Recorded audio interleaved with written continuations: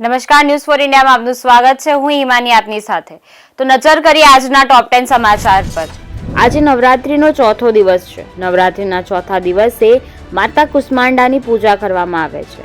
માતા કુષ્માંડા સૂર્યની જેમ તેજસ્વી છે. તેમના પ્રકાશને કારણે ચારેય દિશામાં પ્રકાશ છે.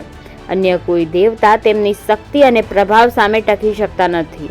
મા કુષ્માંડા 8 હાથવાળી દેવી છે, જેમના 7 હાથમાં કમંડલમ, ધનુષ્ય, બાણ, કમળનું ફૂલ, અમૃતથી ભરેલો ઘડો, ચક્ર અને ગદા છે.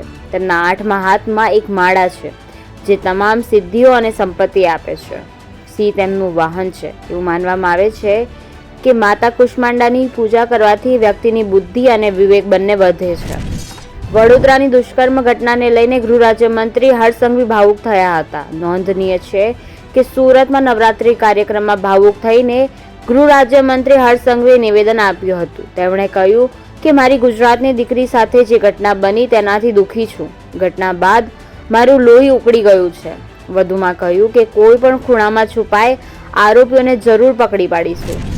સ્વામિનારાયણ સંપ્રદાયના એક સંતે નવરાત્રી અંગે બેફામ વાણીવિલાસ કરતા હિન્દુ ધર્મના વિવિધ સંગઠનો અને સનાતનના અગ્રણીઓ લાલગુમ થયા છે. વીએચપીએ સ્વામીના વાણીના વિલાસને પ્રસિદ્ધિ માટેનો બફાટ ગણાવ્યો છે. તો આ તરફ જૂનાગઢના શેરનાથ બાપુએ સ્વામી સામે કાયદાકીય કાર્યવાહી કરવાની માંગ પણ કરી છે.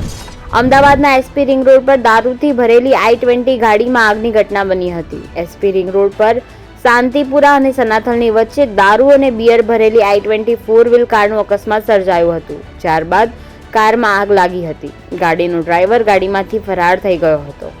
ફાયર બ્રિગેડની ટીમે ઘટના સ્થળે પહોંચીને આગને કાબૂમાં પણ લીધી હતી.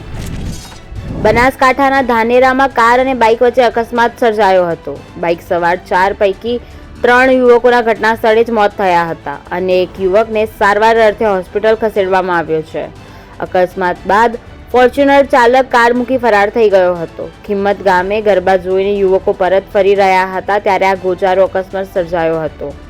પાંથાવાડા પોલીસે ગુનો નોંધીને વધુ કાર્યવાહી પણ હાથ ધરી છે. હવામાન વિભાગની આગાહી અનુસાર રાજ્યના કેટલાક વિસ્તારોમાં વરસાદી માહોલ રહે તેવી સંભાવના છે. તેમજ સુરત, નવસારી, તાપી, ડાંગ, નર્મદા, વલસાડમાં સામાન્ય વરસાદની આગાહી કરવામાં આવી છે. ઓક્ટોબર મહિનામાં સામાન્ય અથવા સામાન્યથી વધુ વરસાદના એંધાણ કરવામાં આવ્યા છે. દક્ષિણ ગુજરાત અને દક્ષિણ સૌરાષ્ટ્રમાં વરસાદનું અનુમાન પણ લગાવવામાં આવ્યું છે. અરબ સાગરમાં સિસ્ટમ સક્રિય થતાં વરસાદની શક્યતા વ્યક્ત કરવામાં આવી છે. આગામી 14 ઓક્ટોબરથી વરસાદી રાઉન્ડ શરૂ થઈ શકે છે. ભારતીય વાયુસેના 92માં વાર્ષિક વાયુસેના દિવસની ઉજવણી કરશે. ભારતીય વાયુસેના ચેન્નાઈના મરીના બીચ પર મેગા એર શોનું આયોજન કરશે. IAF ડે 2024ની થીમ પર સક્ષમ, સશક્ત અને આત્મનિર્ભર છે. 92માં વાર્ષિક વાયુસેના દિવસની ઉજવણીની શરૂઆત નિમિત્તે આ કાર્યક્રમનું આયોજન કરવામાં આવ્યું છે. મુંબઈના ચેમ્બુરમાં ભીષણ આગની ઘટના બની હતી. ચેમ્બુરના સિદ્ધાર્થ કોલોનીમાં વહેલી સવારે એક દુકાનમાં ભીષણ આગ લાગી હતી.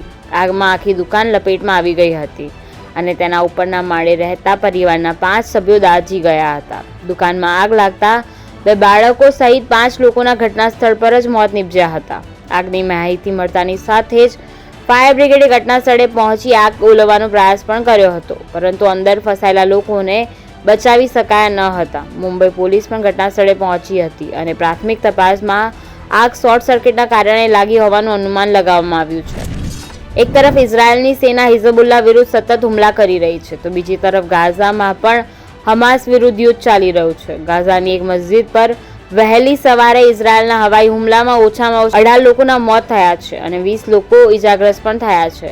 પેલેસ્ટાઇનની હોસ્પિટલે આ અંગે માહિતી પણ આપી હતી. લેબનનમાં ઇઝરાયલના ચાલી રહેલા ગ્રાઉન્ડ ઓપરેશન વચ્ચે વડાપ્રધાન બેન્જામિન નેતન્યાહુએ કહ્યું છે કે ફ્રાન્સના રાષ્ટ્રપતિ ઇમેન્યુઅલ મેક્રોનને શરમ આવવી જોઈએ. ઇઝરાયલ તેમના સમર્થન સાથે અથવા તેમના વિના પણ જીતશે. નેતન્યાહુએ વિડીયો જાહેર કર્યો અને કહ્યું કે ઇઝરાયલ હિઝબુલ્લા જેવા દળો સામે લડી રહ્યું છે, જે આતંકવાદ ફેલાવે છે.